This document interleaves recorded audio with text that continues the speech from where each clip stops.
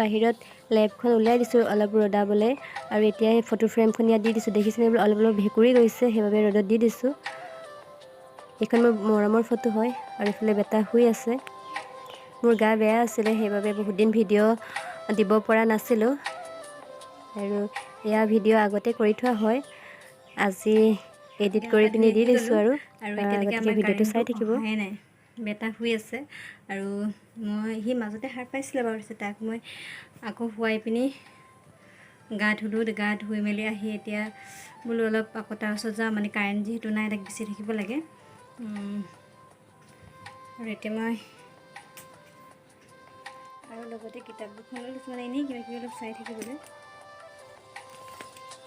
সি শুই থকা সময়ত পাৰোঁনে নোৱাৰোঁ ক'ব নোৱাৰোঁ, যিহেতু কাৰেণ্টটো নাই তাক বেচি থাকিব লাগিব। তথাপিতো লৈ লৈছোঁ আৰু পাৰিলে হেৰি কৰিম। কেতিয়াবা বহুত ভাগৰ লাগে, মানে শুই দিম নিচিনা লাগে,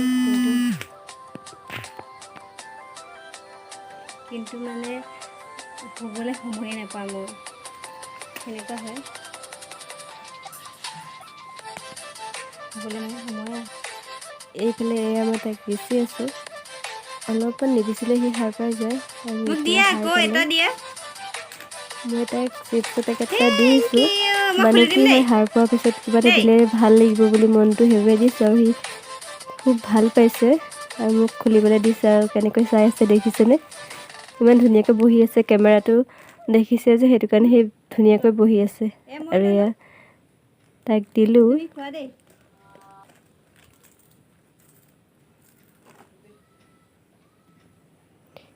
সি খালে, গোটেইখিনি নাখালে, এনেই কেইটামান খালে, খাই পিনি সি নাথাকেই মানে বহি। এতিয়া তাক যাবই লাগে, উঠি পিনি অকণমান সময় থাকে আৰু তাৰপিছত সি বাহিৰলৈ যায়। এয়া বাহিৰত যায়, চেণ্ডেল এপাত বাহিৰত আছিলে, এপাত নাছিলে আৰু মই উলিয়াই দিলোঁ বাহিৰলৈ। ই যাবই মানে। চেণ্ডেলটো নিজে পিন্ধিব পৰা হৈছে আৰু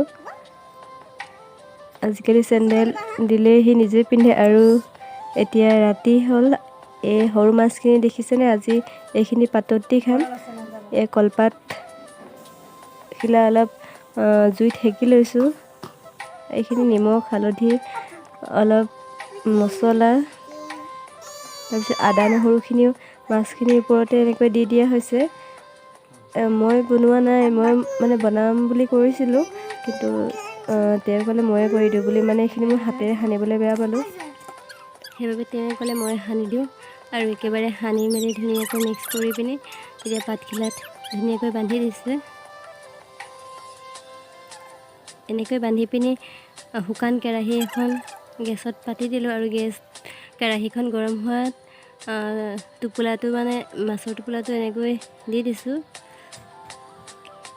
আৰু কিছু সময়ৰ পিছত এয়া চাওক কিমান ধুনীয়া হৈছে, বহুত ধুনীয়া এটা গোন্ধ ওলাইছিলে, গোন্ধতে খাওঁ খাওঁ লাগিছিলে।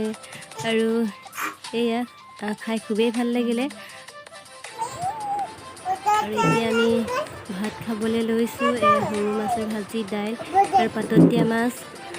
খাই খুব ভাল লাগিলে। পাতত দিয়া মাছ মই বহুত দিনৰ পিছত খাইছোঁ, আৰু আপোনালোকেও খাই চাব, যিসকলে নাই পোৱা খাই বহুত ভাল লাগে।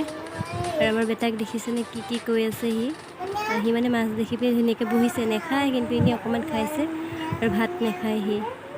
সেয়া, আৰু আজিৰ ভিডিঅ'টো ইমানতে সামৰিলোঁ। ভিডিঅ'টো চাই যদি ভাল লাগিলে তেন্তে লাইক শ্বেয়াৰ কমেণ্ট কৰি দিব, আৰু যিসকলে মোৰ ভিডিঅ' প্ৰথমবাৰলৈ চাইছে তেওঁলোকে মোৰ চেনেলটো ছাবস্ক্ৰাইব কৰি দিব, যাতে মই আগলৈ আৰু আগবাঢ়ি যাব পাৰোঁ। ধন্যবাদ।